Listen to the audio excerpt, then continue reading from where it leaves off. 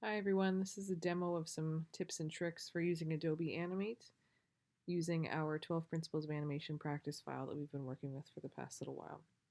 So I'm going to start off with just a blank frame, and I'm going to use the regular rectangle tool to just trace. I'm going to zoom in a little bit more. So right now, if we are trying to match the corners, you can make your object just an outline by going over to the Layers panel and clicking on this colored area here, and you can turn it into just an outline. We can see that the corners are off, so using our select tool, you can see the little icon shows up that identifies it as a corner, and you can just simply click and drag it to its proper place. And then of course we move over to the right, and hitting F6 is going to duplicate that last frame that we drew. So let's take a look at how that can be helpful. I'm going to go with F6, and I am going to turn on the full color for a moment just to show you guys something. So now with the selection tool, I'm going to click and drag it over to its new spot, and I'm going to hold shift so it stays within the same line area. There we go. And now we want this shape to slant. So something that can be quite helpful is if you have the shape selected and then use your free transform tool up here, you'll find that you get a certain slanting option. So if you hover in between the 2 points up here, the 2 black dots between any of the upper or lower segments, you get this little shifting arrow happening. If you click and drag, you'll find that it tilts. Now what's important to note is that it tilts in relation to this rotation axis. Now what can be helpful is if you drag this to the bottom left corner and now you try to tilt, it stays anchored to that one point. So now we're matching much closer to what we wanted, but let's put on the outline mode again. Let's click off of the shape and then use our move tool to connect the corners to where they should be. And then remember as well that if you hover on a line, you'll get that little bent icon and you're able to bend the lines as well.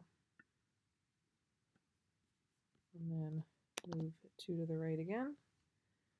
Hit Command 6 and we can repeat the process. So again, I'm going to shut off the outline.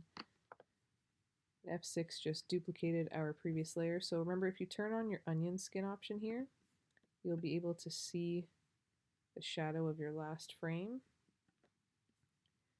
And now I can use free transform again. I'll bring my access point down and I will do a massive tilt. You can stretch it down, tilt some more. Oop. But you need to reset the access point every time. I haven't found a way to make it stay. And then of course just using your selection tool or your sub-selection tool as well, I believe. If you click once to activate, you should be able to click and drag individual points. There we are. Now if you have any familiarity with Illustrator, you will recognize these Bezier handles, which is just another more controlled method of being able to curve your object. So these little dots that you're seeing here that are attached to lines, this is telling the curve where to reach towards. So if we click here, we can get this to bend inwards by bringing it closer into the shape. And we're going to go through this during our Illustrator unit. So if you're not comfortable using these Bezier handles, remember that you can just use the regular selection tool and use this option that's available for a bit more free form kind of educated guess movements, which is perfectly fine. Again, you can turn on your outline mode to help you match things. Alright, so that's pretty much it. So just reminding you about things like using your onion skin layer, remembering that F5 allows you to add frames. So for example, if I wanted to have a frame in between these two, if I hit F5 once, you'll see that a space just happened and you can keep adding them. to add your appropriate frames, but I'm going to hit Command Z just to undo all that. F6 duplicates your last made frame, and then F7 gives you a blank keyframe. So if I had just drawn that, move 2 to the side, go F7, it gives me a blank slate for drawing, but my onion skin layer is on so I can see where my last drawing was. As well, don't forget about when you're using onion skin, you have this option up here. You can stretch it to cover how many layers of onion skin you want to be able to see. So it covers however many frames you're currently working with. And then don't forget about the loop option here as well. So I'm just going to zoom out for a moment to look at a previous test that I did.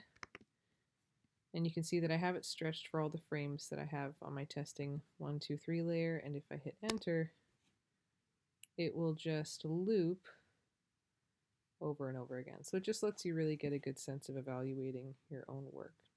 So keep those things in mind. Also, don't forget about the PDF that we first worked with that showed you things such as the importance of understanding drawing mode and what happens when it's on or off, as well as things to the effect of if you're trying to fill something with color, the closing gap options. Just take a look at that handout, make reference to it, and don't be afraid to troubleshoot on your own to find solutions just by doing well-worded Google searches. Okay? Have fun, everyone.